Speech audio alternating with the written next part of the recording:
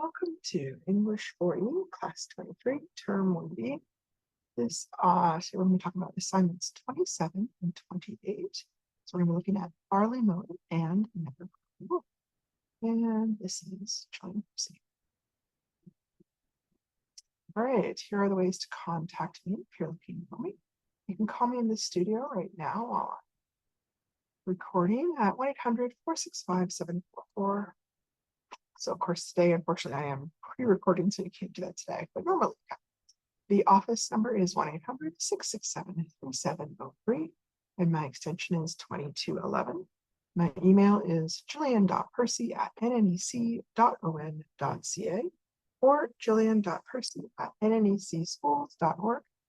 My Facebook page down below is capital G, capital P, ERCY, space, capital W, AHSA. If you are sending me a friend request on Facebook, please try to put a little message there too, because the friend request don't always seem to pop up for some reason, but the messages always do. There are two different YouTube channels that you can find classes on. One is the teacher YouTube channel, which has all my classes from last year as well as the classes from this year. And then down here we have the school YouTube channel, which does not have anything from last year. It's only this year, but it's all the different teachers. So it's really useful if you are taking multiple classes from this. All right, how to hand in work. If you are taking a photograph of the assignment, please make sure it's clear enough so that your writing can be read. Once you've taken the picture, please download it to your phone or computer, save it, and then send it as an attachment in the email. If you just share it directly in the email, it's very hard for us to print off and it doesn't show properly on the computer. Whenever you hand in work, please send it to studentwork@nnec.on.ca. You can include me in the email if you want to be saved. When you do this, the secretary can log that you submitted the work and other people can access it if need be. Please include your full name, the course name, the assignment number and name. And if an assignment asks for both a rough and a good draft, please label which one is which and include them both in the same email. All right, here is our plan for the week. We are on the last day here. We are hoping to get through assignment 27 and assignment 28. And then next week we are on holidays and we will not be back on the air until January 6th. You can continue to hand in assignments during that time period, but I won't see them until I come back on January 6th. So here's today's work. We are going to understand how to research a person, decide if a website is useful, discuss important criteria for prioritizing and summarizing, review the difference between retelling and summarizing, read an excerpt from Never Cry Wolf, review how to create a summary paragraph, look at some writing tips to make writing more fluent, look at verb consistency. We might not get to that one today. I think that one we may have taken off. Parallelism, and I don't think we got to the other two as well. I had to kind of put two classes together so that we are able to get through everything for the 34th. Okay, we are still, oh, actually, you know what? I think this is still considered, you know what? I'm not positive. I think it's activity 2, and we are in assignment 27. So this is about, both these assignments are relating to Farley Mowatt. Farley Mowatt was one of Canada's most well-known writers, whose work often draws attention to damage to nature by people and government policies regarding the treatment of endangered species of animals. One of Mr. Mowatt's novels is called Never Cry Wolf. So our very first assignment, number 27, is to do some research. You can use the internet at your learning center or books, whichever is going to work, to do a little research on him. You are to find information about where and when he was born, his interests, his career as a writer, including the names of at least some of his works. You have to list them all, there's a lot. His accomplishments and any recognition or awards he's received, and anything else that you think is important that you would like to include. Your response should be at least half a page handwritten in paragraph format. It is assumed that you will be writing a rough copy, which should then be revised and edited. However, it is necessary only to submit the final copy. That's So there are a lot of skills to doing a research project. You have to know whether a website or a book is reliable, truthful, biased. You have to figure out how to prioritize what information is important, summarize large amounts of information into a shorter, more brief account, and rewrite information into your own words. I want to point out that it is not okay to just cut and paste whatever you find into a document and hand that in. It is usually very obvious when students do this, and I will return your assignment unmarked and ask that you rewrite it in your own words if you do this. All right. So when you are looking at a resource, you always want to try and decide, is this going to be helpful to me? And so here's kind of like a list of questions that you might want to think to yourself when you're trying to assess, is this helpful or is it not? So first of all, how relevant is it to my topic? So we're talking about Farley Mowatt, an article that was only dedicated to, say, just one of his books might not be that useful to us, might be too detailed, which brings us to how vague or how detailed is it? Something that's very short and very vague is often not going to be that helpful because there isn't much for you to summarize. It's already been summarized. On the other hand, if it's way too detailed, it can be so much information, it can be hard to decide what is important. So you want to try and find a happy medium for that when you're looking at articles. How many pages long is it? Again, a book that's an entire biography on Farley Mowatt is way too much for this. Same thing if you're looking at a 20-page article, it's too much. You want to find something that's much smaller, that maybe hits the highlights and gives you some information to get an idea, but not so much that you're overwhelmed. Which goes along with how much information am I looking for. We're only writing half a page, so we don't need an enormous amount. The next two items are kind of trickier. One is the information reliable or true? One way to look at this is, do other resources confirm or disagree with the information that's been provided? And then, is the person or the organization who wrote the article considered reliable, or are they considered biased? So let's say I turn on my computer and I go to try and look up Farley Mowatt. If I just write Farley Mowatt into the search engine, here's what comes up at the very top.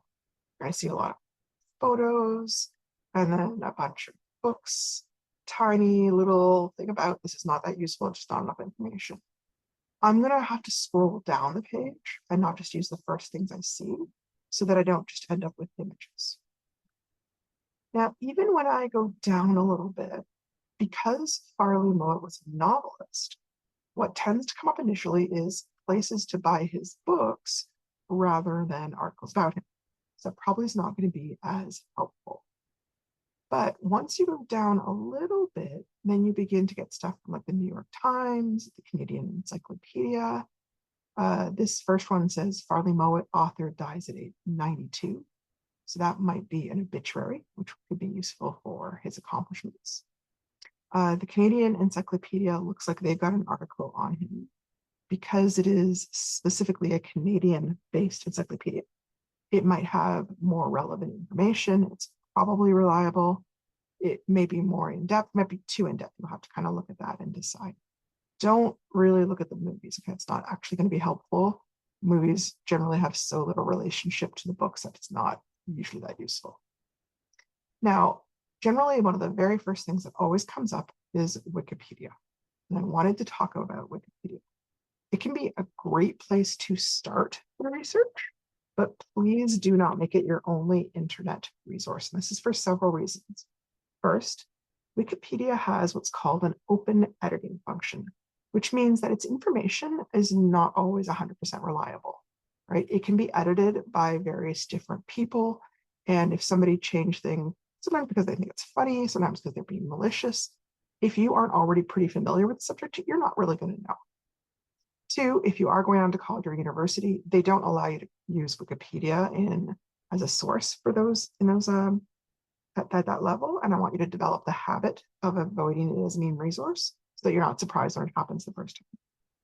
Third, it's only one source. Because people have heard of it so much, though, I will find that people tend to over rely on it and don't look at the information critically. You want to use multiple sources to make sure that the work that you're doing includes multiple viewpoints and a wide array of information. The most useful thing about Wikipedia actually is at the bottom of their articles, they usually have a little spot that will say something like external links, or it will talk about like sources for their articles. And that usually has all sorts of links to different articles that they got their information from. And those can be a really useful treasure trove of resources to try and read. Okay. Because the internet is so huge, it can be really hard to sort out which resources are reliable and trustworthy and which ones are not. So I'm going to try and walk you through the process of deciding whether a resource is reliable. Sorry, Grammarly consistently wants to come up and overtake my computer here. Just kind of talking about the part about it being an open editing and not always being reliable. There's actually a really interesting Wikipedia article that talks about some of the controversies. Some of the things that have happened that have made it sort of less reliable is sometimes businesses have paid editors to whitewash information about their business. Politicians and their aides have deliberately altered information to remove negative information they didn't want out there. Sometimes there have been hoax articles created about completely non-existent people. Sometimes there have been deliberate smear attacks against certain people, including one article that called someone a terrorist and resulted in that person getting pulled over at customs because they were a possible terrorist. So that's kind of some of the issues that happen because multiple people are able to edit that. So it's not really considered 100% reliable. So how can you decide whether a resource is considered reliable? Well, there's a couple of places you can check. One possibility is to look at what is its reputation or its consideration for reliability from an outside source.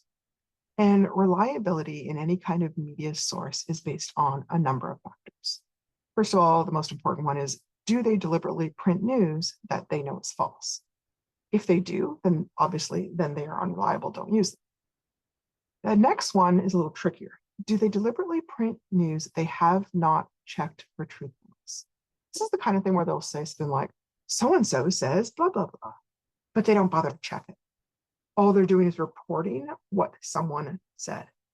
When that happens, that is also a sign that they're unreliable because you don't know whether that information is true or not. Do they share the source of their information when it will not put the source at risk, right?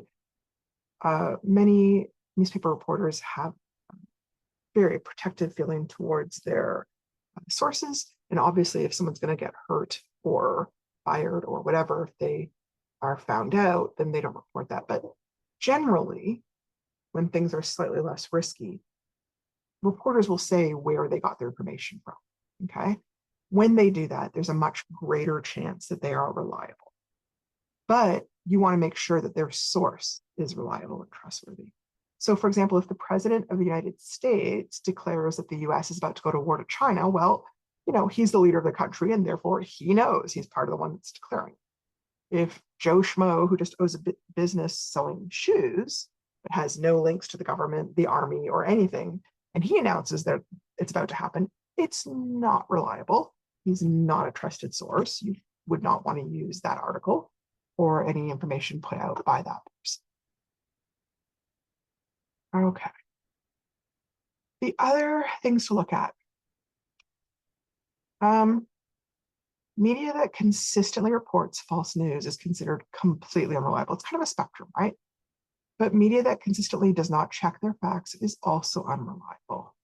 They may be telling the truth, but you have no way of knowing because they don't particularly care about truthfulness. And like I said, media that won't share their sources are also considered unreliable because you don't necessarily, as an ordinary citizen, have a way of checking whether their sources are valid or reliable. Media sources that are trustworthy will not print fake news. They will check for truthfulness. They will report their sources when possible, and they will use reliable and valid sources for their information. Somebody who's, say, known to be unreliable, has a history of telling lies, of creating hoaxes. No one who's responsible is going to use them as a resource, right? So how does the average person know all this? Well, there actually are some organizations that monitor this type of thing, and they publish their results. So here is, this is called the media bias chart. And if you look down the left side of the chart, you can see they've put a summary there of how reliable each resource is generally considered. At the top is items that are considered very high reliability, high levels of fact reporting, and original fact finding. In other words, they have had reporters go out and investigate and confirm that something is true. They haven't just relied on the fact that someone else has said so. They've checked it out themselves. In the middle area here are media that state a lot of opinions or analysis, which may or may not be questionable. At the very bottom down here are media where reports may be completely made up or completely fabricated. So when you're looking at this, how reliable is something like the National Enquirer considered? Well, you try and find it and then see where it's listed. So let's see, National Enquirer. Let me think. We've got New York Post, National Review. Oh, here we go, National Enquirer. Okay, so it's down in this section at the bottom. And over here it says it will contain misleading information, or it will contain inaccurate or fabricated, in other words, deliberately made up information. So that's not a good resource to use. What about the New York Post? Okay, so New York Post is kind of in the middle. So it has a lot of analysis, high variation in reliability. So sometimes it's reliable, sometimes it's not. Also has a lot of opinion. But then if you're looking for New York Times, let's see, where's New York Times? So it's okay, way up here. Now they're not called New York, right? So that can be tricky, but up here, New York Times generally does a lot of what's considered factual reporting. Not necessarily original fact, but definitely fact reporting. So they would be considered more reliable. The other thing you have here, and we're not going to spend a lot of time talking about it, is a lot of media sources will have a political bias, right? They may skew very left-wing, or they may skew very right-wing, or they may be kind of in the middle. This is sort of important to consider because certain kinds of issues may be viewed very differently by people on the left versus people on the right.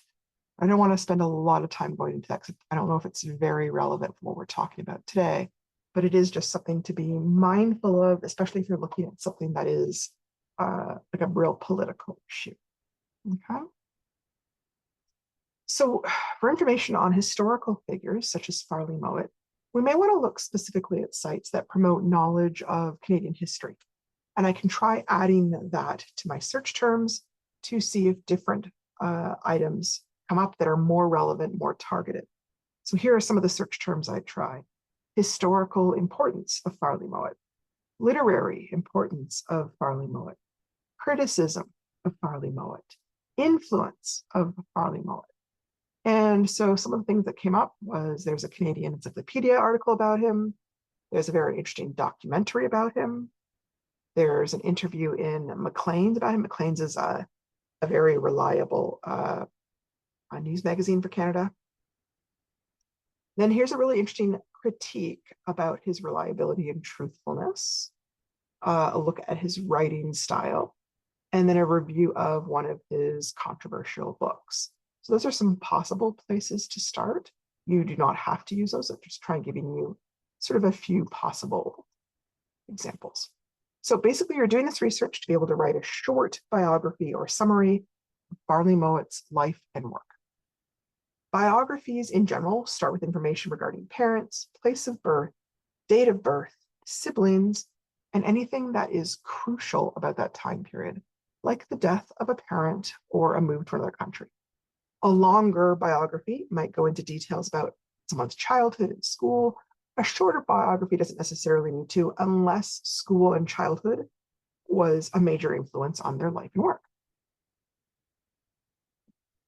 Generally, any major influences on their work are usually mentioned.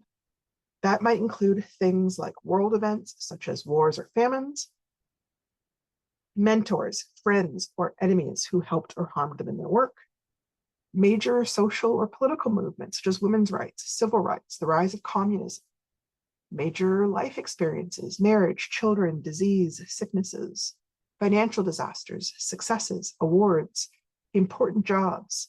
Generally, they try and put this in chronological order. Remember to look for controversies. That can often be a key thing to be aware of.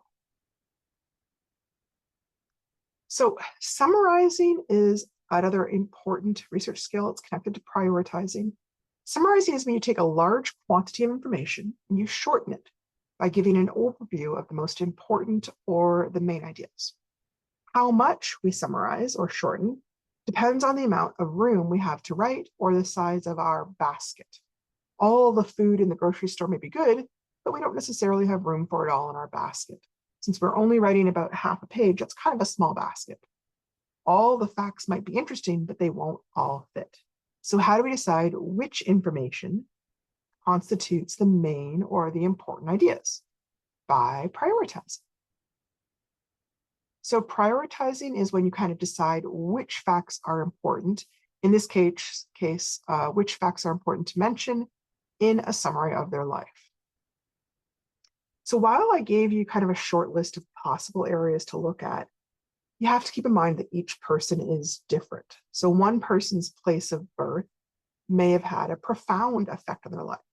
So for example, a Jewish person born during the time period of the Nazis in Germany, that's going to have an enormous effect over their entire life. Whereas somebody who wasn't Jewish and was not born in Germany, but at the same time period, that may not be so important where they were born. Same goes for things like school, family, friends, children. The thing to look for is what was a huge priority, like what did they think was important, or what had a huge effect or influence on them. Did a crippling disease affect their outlook on life? Did an abusive father or extreme poverty? What affected them the most, either for good or for bad? So summarizing is definitely not easy. And here are some common summarizing mistakes. First of all, only using one article or one book as your source. Number two, writing down the first 10 to 15 important facts you read, and then just stopping without worrying about whether it reflects their whole life. Number three, copying sentences from an article word for word without putting it into your own words. Number four, being so vague and general that you don't learn anything important about the person, like your reader doesn't. Or number five, being so detailed that you include way too much information without attempting to determine what is really important. So I'm going to kind of walk you through what I mean. So I've used Wikipedia just because it kind of has a lot of stuff to kind of go through. I don't want you to, and this is kind of some of the reasons. It's way too detailed for one thing in this particular case. If I tried to read this article and summarize each sentence, I'm not really summarizing. Just putting each thing in my own, each sentence into my own words, it's going to be way too long, and it's actually harder to do, although I think it seems easier to people at first. So Lincoln was born into poverty in a log cabin in Kentucky and was raised in the frontier, primarily in Indiana. So I changed that into Abraham Lincoln was born poor in a cabin in Kentucky. He grew up on the Indiana frontier. He was self-educated and became a lawyer, Whig Party leader, Illinois state legislator, and U.S. representative from Illinois. He became a lawyer, a Whig Party leader, Illinois state legislator, and U.S. representative from Illinois. So what happens here is, I don't really know how to summarize that. So I just kind of repeated it. So unintentionally, without intending to, I'm basically plagiarizing. So I'm using someone else's words and acting like they're my own. It also comes off really sort of wooden and stiff. I don't really know what all these things are or why they're important. So I'm just including them because someone else has written them. It's not really that good in terms of doing research. Here's an example of what I could do instead. Here, I'm reading the whole thing and I'm just making myself some quick notes. They aren't sentences, they're just a few brief ideas. We often call these jot notes. So what I've written is born in Kentucky, lived in Indiana, lawyer, party leader, state legislator, federal Illinois rep, 1949, restarted his law practice, 18, oh, sorry, that should be 1849, not 19, 1854, upset by the Kansas-Nebraska Act because the new territories were to use slaves. In 1860, he ran for president, which caused the southern states to succeed or try and break free. Now, looking this over, I would actually want a lot more information. This isn't enough for me to create a good paragraph, okay? So in that case, what I would probably do is start to look for another source and add some more information to my jot notes before I begin doing any kind of writing at all. So now here's a completely different article. This is from Britannica, which is a very famous encyclopedia site. They're a great site to look for information about. So here they talk completely different. By the way, there's a little bit of ... in the middle, and I took out some information because there was an insane amount of detail about his childhood that just was not important. So here we've got Abraham Lincoln, born February 12th, 1809, near Ogdenville, Kentucky, US, died April 15th, 1865, Washington, D.C., was the 16th president of the United States, who preserved the Union during the American Civil War and brought about the emancipation of enslaved people in the United States. In December 1816, faced with a lawsuit challenging the title to his Kentucky farm, Thomas Lincoln, that was his father, I think, moved with his family to southwestern Indiana. There, as a squatter on public land, he hastily put up a half-faced camp, a crude structure of logs and bows, with one side open to the weather, in which the family took shelter behind a blazing fire. So I'm not going to read the whole thing. It's a little bit too detailed. I got to be honest. It does give me a lot more information on his early years, which gave me some context to understand him better. So now I go through, I add some more information on my jot notes to the beginning. I would probably look up something else to get some more information on the latter part of his life before I actually started to write, okay? So right now I'm just going to tackle his early years. Now, I'm not looking at the original article. I'm looking at my jot notes. And one reason for this is it's way easier for me to put things in my own words when I'm not looking exactly at someone else's sentence. It can be really hard to think of a sentence of your own when you're reading someone else's. It's kind of overwhelming, like looking at a light, that's all you can see. Also, because I've combined different sources, it becomes much harder to plagiarize accidentally. So now I end up with this paragraph instead. Abraham Lincoln was born on February 12, 1809 in Kentucky. They moved to Indiana when he was very young and grew up so poor, they didn't even have a whole house, just a sort of half cabin at first. He helped to farm and clear the land they eventually built a proper cabin on. He didn't like growing up that poor, nor did he enjoy activities such as hunting and fishing that went with frontier life. His mom died in 1818 when he was only 9 years old, but his dad got remarried next year to a woman named Sarah. She had children of her own, 2 girls and 1 boy, and they all lived very well together. Abraham loved her very much. So now I've got a sentence or a paragraph that's completely mine. It's not going to look like anyone else's. And that is what I'm looking for with research, okay? When you're doing this, remember to write a good opening sentence. Even though we are writing a biographical sketch or paragraph, we still want to use good paragraph structure. It's really common for biographical writers to mention what the person they are writing about is famous for, even in the very first sentence, to help give the reader context that will help them understand all the detail that follows. So remember that our paragraph structure, opening sentence, a bunch of main details, and then a closing sentence that should echo the opening in some way. So here are some examples of a good opening sentence. Muhammad Ali, famous both for his boxing and his words of wisdom, was born in, not boxes, sorry, boxing. I don't know why it says that. Mother Teresa, known the world over for her charity work with the poor in India, was born to. Marilyn Monroe, adored for her beauty, talent, and wit, was the child of. So I've immediately told you right away, what are they famous for? So you know why you're reading. And a lot of people will know, but sometimes if it's somebody new to you, you won't know. The other thing is you want all your details, but then you want to make sure you've got a good closing sentence that summarizes your mini biography. You don't want to just stop writing like, oh, they died in 1860. Done. No. You want to tie up their writing with a great sentence that highlights their importance. You could use different phrases, things like, this person will always be remembered for. Although gone, their influence continues in.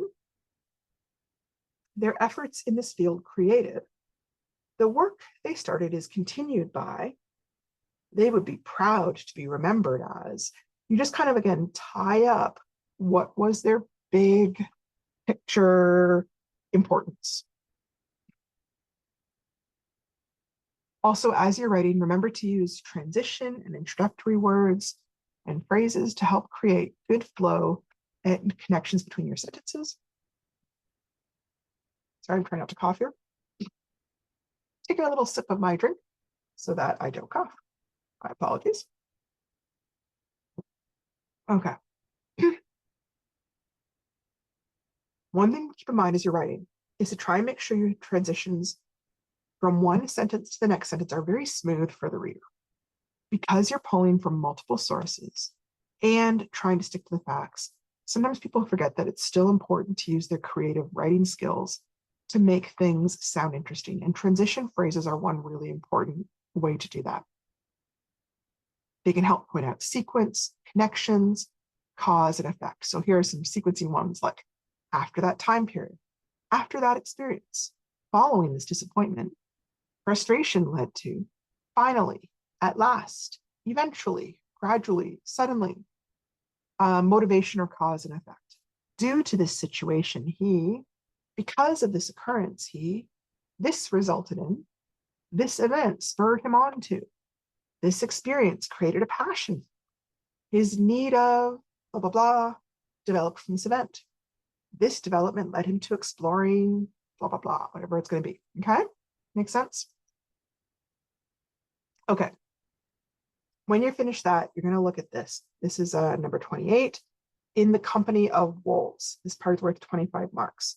So right in your unit, they've included a short excerpt from the novel by Farley Mowatt. Every now and again, I have students kind of panic and go, I don't have the book. No, you're not having to read the whole book. You're reading a tiny little bit of it, just a few pages. So I just want you to read those few pages that we've included right in your unit, and you're going to write a brief summary of his experience as he wrote about it, okay? Again, this is super short. You're just telling me 7 sentences. It should include the main idea and some supporting details. There are some keywords that might be difficult, and in your unit, they're provided at the end of the selection. I'm going to kind of talk about them right now. Okay, so it's just like a little tiny mini glossary. They have got the word preternaturally, so unusually, extraordinarily, self-engrossed, preoccupied, self-absorbed, captivated, vouchsafed, given to, or provided, inconspicuous, hidden, or camouflaged. Lupine means it's of or it's like wolves. Abutted is bordered or joined. Circumference, the distance around something, a boundary. Copious is plentiful or generous. Cognizance is awareness or familiarity. Transgressed is exceeded, violated, the idea of doing something kind of wrong, basically. Temerity is things like carelessness, recklessness. And then baleful is threatening or harmful. And we just kind of included this here because there's some words that are tricky, and it's just a nice, quick way to get those words across to you. So before you start to read, I want to point out, this is a really important article called Never Cry Wolf. Was it a work of fiction or nonfiction? It was originally published as nonfiction. In other words, that it was true, that it was scientific. One of the things that came out a while later was that it was really not 100% true. So this particular article is a review that looks at it from the point of view of a scientist, and he kind of examines how factual or truthful. I'm including this because I felt a little uncomfortable having you read this part of the article thinking that it's 100% true when it's really not. It's a little bit controversial, and some parts are 100% true. Farley Mowatt himself is widely known to have said that he never let facts get in the way of a good story. He termed his style of writing subjective nonfiction, and he felt that he operated in a gray area. He was very comfortable operating in the gray area. He liked that. But the problem is that his books were portrayed as 100% true, and they were hugely influential at the time on public opinion, including changing like government policies for how they handled things, including like wolves. So when it came out that it was not 100% true, it was quite a controversial thing and caused a lot of anger and upset, which he kind of didn't care about, but it was upsetting. So I'm not going to read the whole excerpt, but this is just kind of the beginning of it. Quite by accident, I had pitched my tent within 10 yards of the major paths used by the wolves when they were going to or coming from their hunting grounds to the westward. And only a few hours after I had taken up residence, one of the wolves came back from a trip and discovered me in my tent. He was at the end of a hard night's work and was clearly tired and anxious to go home to bed. Came over a small rise 50 yards from me with his head down, his eyes half closed, and a preoccupied air about him. Far from being the preternaturally alert and suspicious beast of fiction, this wolf was so self-engrossed that he came straight on to within 15 yards of me and might have gone right past the tent without seeing it at all, had I not banged my elbow against the tea kettle, making a resounding clank. The wolf's head came up and his eyes opened wide, but he did not stop or falter in his pace. One brief sidelong glance was all he vouchsafed to me as he continued on his way. It was true that I wanted to be inconspicuous, but I felt uncomfortable at being so totally ignored. Nevertheless, during the 2 weeks that followed, one or more wolves used the track past my tent almost every night, and never, except on one memorable occasion, did they evince the slightest interest in me. So you would want to finish reading that before you go on. Much like the biography paragraph, the summary paragraph is still going to follow our hamburger structure. It should have a main topic up top as the bun. The body sentences should be lots of good details that summarize what happens. And the closing sentence should restate the topic or the main point of the summary paragraph. The assignment says, give me 7 sentences. And I wanted to point out the difference between 7 very short, simple sentences versus 7 very long, complex, or compound sentences. It makes a huge difference on how much information and how complex you are able to make your paragraph, okay? So here's kind of the simple basic sentence version. I did Lord of the Rings. Obviously, I didn't want to use this assignment because I don't want to do the work for you. Gandalf the wizard visits a hobbit called Bilbo. He wants him to come on an adventure with a group of dwarves. Bilbo turns him down. Gandalf tricks him into coming anyways. At first, Bilbo is scared and not very helpful. He starts to be helpful in unexpected ways and gains courage. The book ends in a war that the dwarves and their supporters win. So it's a summary. It's pretty basic, though. There's a lot you wouldn't understand if that was all you had understood or had read. Here is a slightly more complex paragraph. Gandalf the wizard visits a hobbit called Bilbo because he wants him to come on an adventure with a group of dwarves. Bilbo turns him down, but Gandalf tricks him into coming along anyways. At first, Bilbo is scared and not very helpful, and the others wonder why Gandalf wanted him to come. Bilbo stumbles upon a mysterious ring that bestows invisibility upon him and helps him astonish the dwarves with his new confidence and abilities. Bilbo uses the ring to help save the crew from giant spiders and to free them from the dungeons of the wood elves. They decide to send Bilbo ahead as a scout to the dragon under the mountain, and this leads to Bilbo taunting and teasing the dragon. The dragon becomes enraged and races off to destroy a nearby town, which leads the townfolk into an angry confrontation with the dwarves. Both the townsfolk and the dwarves are attacked by an army of evil creatures, but with the help of friends, they are able to win in this dramatic war. So all the part in black is actually 7 sentences, and then I added 1 extra sentence to kind of wind things. So I want to point out that you're not retelling, okay? When you retell, you stay faithful to the original story. It may only be a little bit shorter. It's like somebody making a movie from the book. It's kind of mostly the same. And you're generally trying to get every plot event into the retell. And it's usually judged by how similar or how close it is to the original story. But when you're summarizing, it's not going to cover every plot point. It's really only going to hit the most important points. It should be significantly shorter. It's like somebody trying to explain an entire book in 1 minute. And it's judged by how well it expresses the big ideas. Okay, it's a little bit different format. So I'm getting a little bit short on time. Ooh, I've got a little bit. If I were retelling Little Red Riding Hood, see how detailed this is. Once upon a time, there was a little girl named Little Red Riding Hood who had a beautiful red cape she loved to wear. She became known as Little Red Riding Hood, little girl. So fix that there. One day she was walking through the woods to take food to her sick grandmother. She was carrying her basket full of goodies and singing to herself.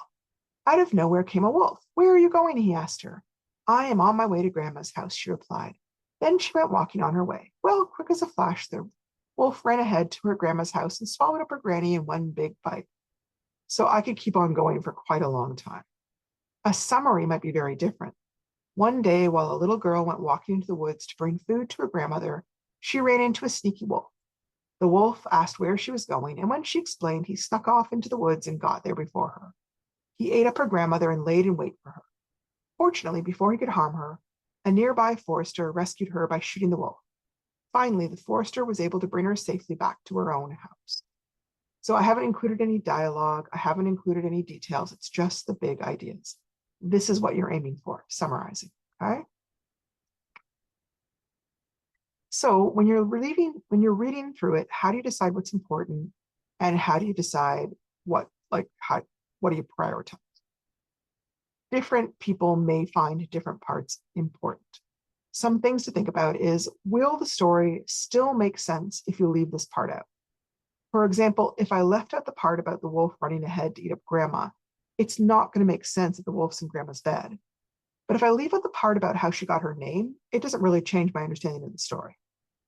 Is it interesting or is it vital to understand what's happening? So the part about Little Red singing might be interesting, but it's not crucial to understand the story. So I can leave it out of my summary. Things to think about when you're summarizing. If there is a lot of dialogue, you can often summarize it in a phrase or two. Here is a whole conversation between Bilbo talking back and forth to the Gollum. I'm hoping that you've read the book. Sorry, this is one of those things where one bit has decided to be very strange for some reason. I'm not sure why. Hang on, I'm going to see if I can do something real. Let's see. No, that worked. Didn't quite work. Okay. I can then change it into a much shorter version as Bilbo talks with Gollum and they get into a riddle match in which Gollum gets 3 tries to guess what is in Bilbo's pocket. This very long section got put into a much, much shorter section. I can do the same thing. Sometimes there's a lot of description describing a lot of little activities that I can put into one sentence. So like John lined up at the starting line, he got into position, then the shot went off and he began running down the track. He was tired and beginning to fall behind, but he still came in second. Big picture, John ran a race and came in third, okay? Here, huge, long description of how something looks from East of Eden. I summarized it in kind of one sentence. In wet weather, the spring flowers in the valley were vibrant and colorful. Blue lupines, golden California poppies, yellow mustard, buttercups and violets, as well as red and yellow groups of Indian paintbrush. Also, remember to include not just important events, but any important revelations or emotional changes. If they suddenly realize something or change their mind and it's important, make sure you get that across as well. So I'm kind of speeding up a little bit so I don't run out of room. Essentially, you want to convey all the most important information. You are only going to hand in a good copy, but it is assumed that you're going to spend some time revising and fine-tuning your first draft so it sounds a lot more smooth. So here's a choppy version or a rough draft. Jimmy returns to Green Star Lake after 18 months in juvenile detention. He is required to go back to school, which he hates. He is also required to stay away from drugs and alcohol.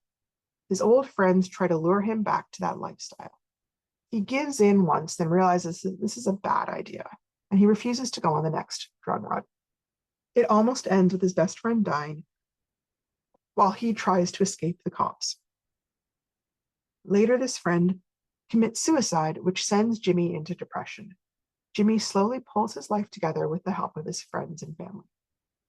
Now, here's a smoother version, and one thing that I want to point out is I tried to make sure to include those transition phrases that help you understand sequencing, cause and effect, and all those kinds of things.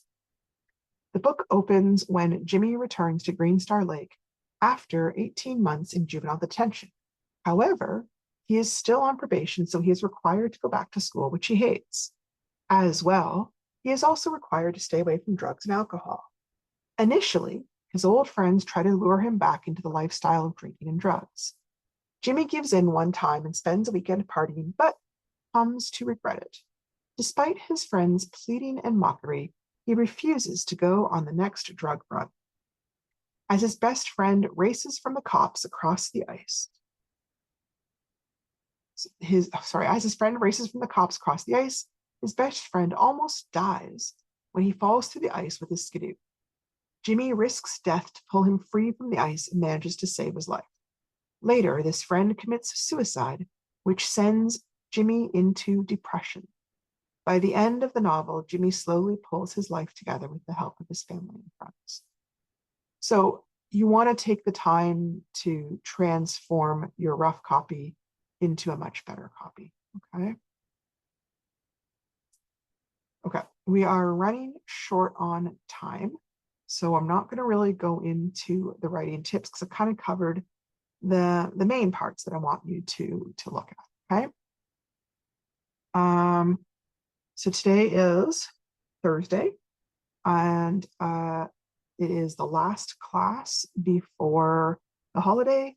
We will not be back in school until January 6th, at which point we will start on assignment 29. Thank you so much, and I hope you have a good holiday.